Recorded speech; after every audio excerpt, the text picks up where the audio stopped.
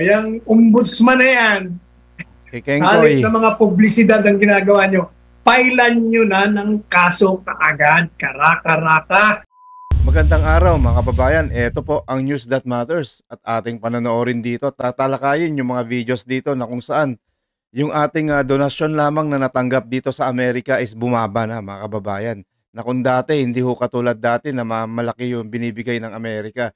Pero bago ho tayo tumulak dyan mga kababayan, isang share, like, subscribe lang, masaya na po tayo.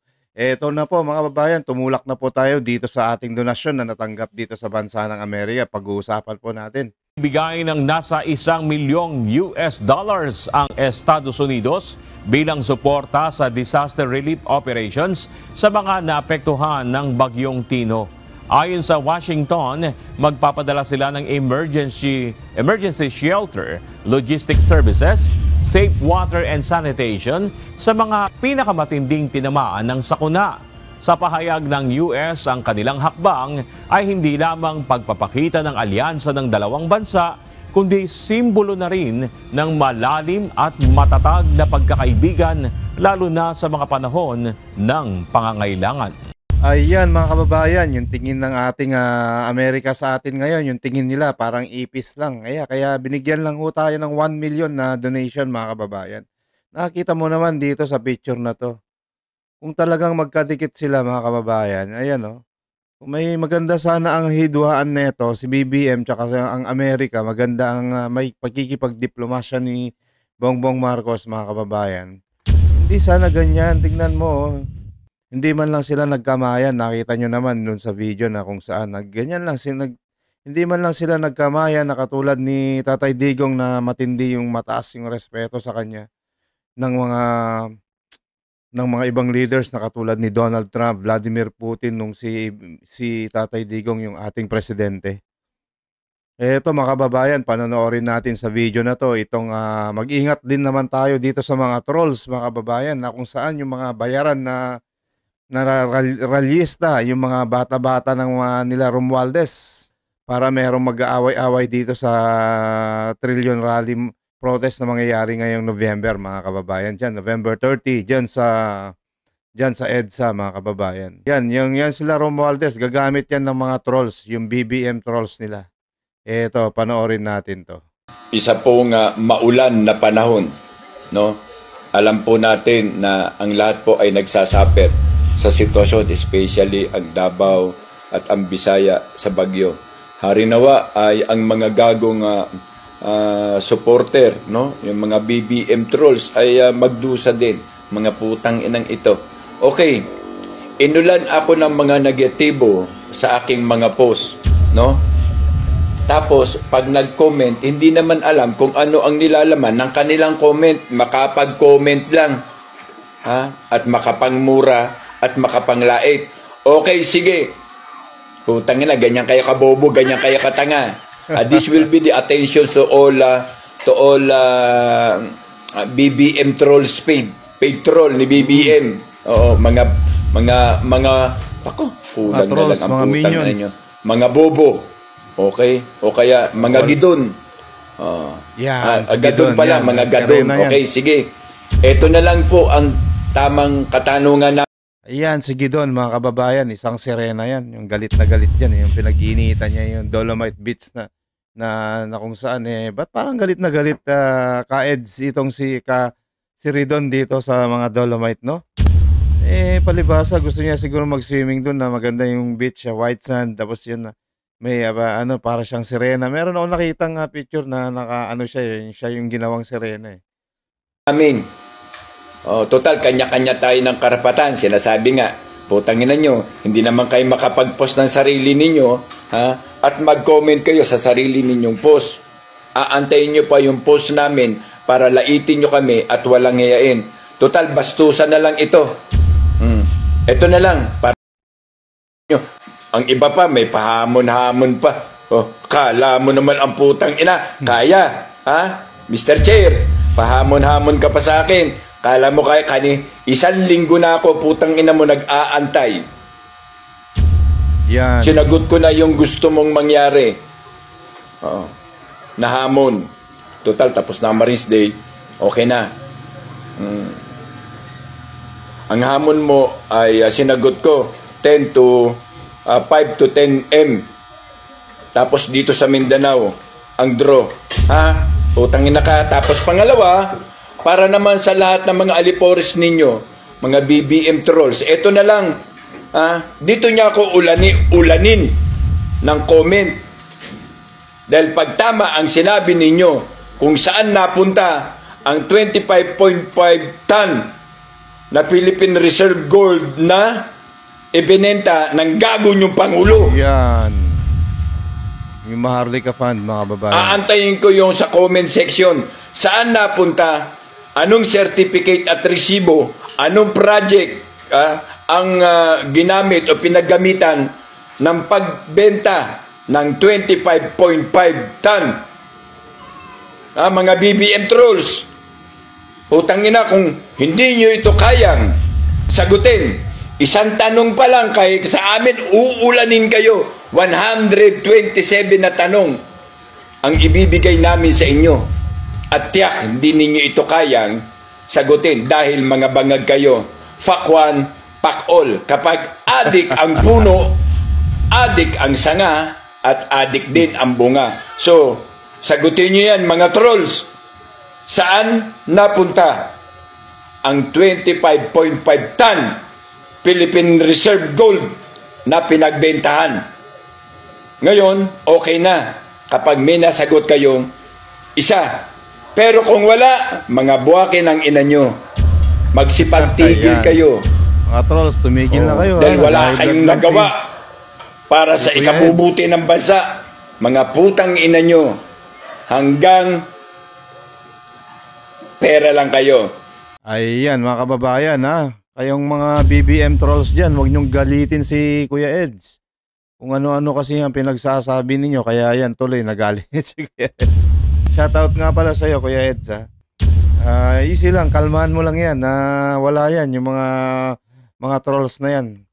Mga bayaran yan, mga wala silang paninindigan eh. para lang siguro pang may makain sila, kaya nagpapaganyan sila na magpapabayad, walang prinsipyo para manira ng tao, imbes na ipaglaban yung bansa natin eh. Salamat sa iyo, Kuya Eds. Eto mga kababayan, pag-uusapan naman natin itong si Congressman Kiko Barzaga, mga kababayan, na kung saan ito may nakapinost siya na planong arestuhin ni Pangulong Marcos ang lahat ng kanyang mga kalaban sa politika. Kaya ng umaga, naglabas siya ng warrant of arrest laban dito kay Senator Bato de la Rosa, kakampi ni dating Pangulong Duterte. Ngunit hindi diyan nagtatapos. Plano rin ng Marcos admin ang ipakulong sina Bongo, Villanueva at Marcoleta. Yan, ganyan. Totoo yan, mga kababayan. Yang si BBM, desperado na po yan. Gumagawa talaga siya ng ganyan na mga galawan kasi para hindi ayaw nila na maidiin sila dito sa mga pandarambong na ginawa nila.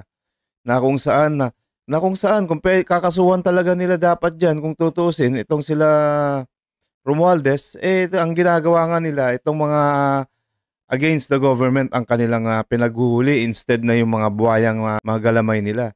Kung itong sila Romualdez, Zaldico, ganyan mga kababayan, marami dyan. Yan ang ginagawa nila, ang pinapakulong nila yung mga kalaban nila. Yung mga hindi nagnakaw, baliktad ho mga kababayan. Totoo po yan. Inuunti-unti nila, pero hindi yung mangyayari yan mga kababayan, malinikod nila. Katulad ho si Senator Marcoleta, yung mga ibang sila Bongo, malinis po ang hangarin ng mga yan. Hindi ho katulad ng mga matindi to, bilyon ng mga ninakaw ng mga to eh. Malupit mga kababayan. Ito nga si Zaldico, kung gusto nilang huliin to, mahuli talaga nilang administrasyon to. Kaso kaalyado nila, marami silang dahilan. Pero kung gusto nila, may paraan. Pero kung ayaw nila, ang daming dahilan. Yun ang katotohanan dyan mga kababayan. Ito, panoorin natin itong video na kung saan yung gobyerno daw humingi ng tulong kung paano pauwiin itong si Zaldico mga kababayan. Panoorin natin yung pahayag ni Atty. Sal Panelo. Iyan, panoorin natin yung pahayag ni Atty. Sal Panelo mga kababayan. Pong issue kasi may kaugnayan pa rin po sa international ng mga agency, itong Interpol dahil Nung nakaraan po ay humingi ng tulong ang Department of Justice sa Interpol upang matunton ang dating kongresista na si Zaldico na nasa ibang bansa ngayon na ito nga sangkot umano sa malawakang katiwalian sa mga proyekto ng flood control. Ayon kay Acting Justice Secretary Frederick Vida, hindi pa rin alam ng mga otoridad kung saan yung exact location ni Ko matapos umalis ng bansa nitong Agosto. Pinaliwanag ni Vida na hindi maaaring kansilahin ang pasaporte ni Ko nang walang utos ng korte at maaari lamang itong gawin kapag may kasong isinampa na. Binigyan din niya na dapat sundin ang tamang proseso kahit sa mga kasong may matataas na interes ng publiko. Samantala, sinabi ng Office of the Ombudsman na tinangkang ihatid ang utos kay Ko para magsumite ng counter affidavit, ngunit tinanggihan ito ng mga taong nasa kanyang tirahan. Sa ilalim ng batas, itinuturing pa rin na nitong sitwasyon. Kaugnay dito, attorney, sinabi ni Assistant Ombudsman Jose Dominic Lavano IV na maaari pa rin magsumite ng counter affidavit si Ko sa pamamagitan ng Embahada ng Pilipinas kung nais niya. Pero itinanggi na kasi matatandaan natin, Attorney Sal, itinanggi na ni Ko ang mga paratang at sinabing wala siyang personal na pinakinabangan sa mga proyekto ng SunWest Incorporated, 11 aircraft na nagkakalaga ng mahigit 4 na bilyong piso ang umano'y konektado sa kanya ayon sa Civil Aviation Authority of the Philippines. So sa inyo pong palagay, Attorney Sal, dapat bang ipagpaliban muna ng pamahalaan itong paghahabol kay Zaldico hanggat hindi pa siya natutunton, o dapat na magpatuloy na yung pagsasampa ng kaso upang mapanagot siya kahit na wala sa ibang bansa siya? Through Interpol. Ulitin natin yung ating position dyan. Yan si Ko, wherever he is, nasa Portugal yan, nasa Spain yan, o nasa ibang bansa, napakadali yung pabalikin dito. Ayun. Ang gagawin mo lang, kakansilahin mo yung pasaporte. Kaya kung magaling yung DFA secretary, ang gagawin nila, kansilahin niya. Sabi niya, hindi, didimanda ko. Kung i-demanda ka, di magpa-demanda ka. Kasi kung ako DFA secretary, tatanggalan ko siya ng pasaporte. Kasi pag wala ng pasaporte yan, i-deport yan. Po yan. Kung nasaan man siyang bansa, dadalhin dito. O i-demanda mo ko. Ano naman kung i-demanda mo ko? Di-kulong mo ko. Basta nakabalik yan dito. Pangalawa, kung ayaw mo naman mademanda, madali pa rin. Anong gagawin?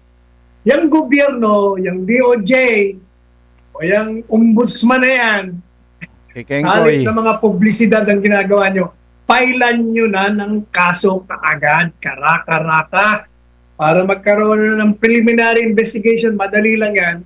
Magkaroon na ng determination ng probable cause para may sampa ng formal sa hukuman. At ang hukuman immediately magkakaroon ng order to arrest, para to arrest. At pag meron na, yung DFA, pwede nang ikansila. Hindi na matatakot yung DFA secretary. Hihina-hina. Dali lang yan. Kasi nga, mga pulpul pinagtatakpan nyo pa rin. Yes. Yan ang katotohanan dyan. Pinagtatakpan nyo. Ayaw nyong pa-arrestuin. Ayaw nyong pakansila. Kasi, tatakot kayo. Pag nakarating yan dito, marami pang ngangalanan yan. Hindi lamang siya. Baka kung saan pa umabot, yun ang kinakatakutan nyo.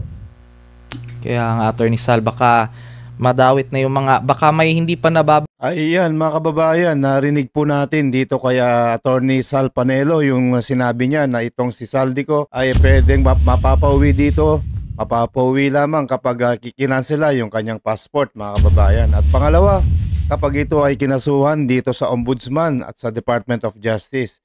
Kaso nga lang ang problema, mga kababayan, ay mga aso-aso ni BBM yung nakaupo ngayon sa administrasyon.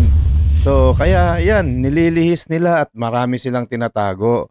Yun nga ang sinabi ni Attorney Sal Panelo na kung umuwi dito si Zaldico, marami ang madadamay kaya hindi nila pinapauwi. Very simple naman mga kababayan. Total, alam naman natin yan. Pinapaikot lang tayo ng mga administrasyon ni Bongbong Marcos, Vangag Marcos Kaya nga po mga kababayan, hindi pa po umuwi yan. Tsaka lalong nakapanggigil din yung abogago niya. Ang galing magsalita, talagang laki ng binayad ni Zaldico mga kababayan. O hanggang dito na lang ho tayo mga kababayan. Maraming salamat po. Huwag niyong kalimutan, i-share, like, subscribe lang. Masaya na po tayo dyan. Eto na po, maraming salamat. News That Matters and God bless. Ingat po kayo.